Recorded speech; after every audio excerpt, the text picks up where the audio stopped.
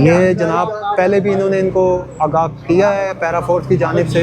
लेकिन इन्होंने इनकी बात नहीं मानी और जिस वजह से आप ये इनकी शॉप को भी सील कर रहे हैं। अब वो ये इनको कह रहे हैं कि अपना दूध वगैरह जो अपना दही चीज़ें हैं उनको आप कहीं से फ्रीज़र में रख लें, कहीं सेव कर लें ताकि वो ख़राब ना हो, और इनकी शॉप को भी ये सील कर देंगे।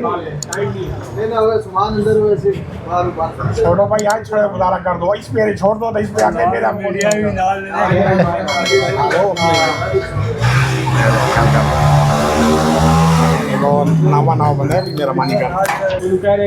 ये देखें अभी इनको ये लोग कह रहे हैं इनको, लेकिन ये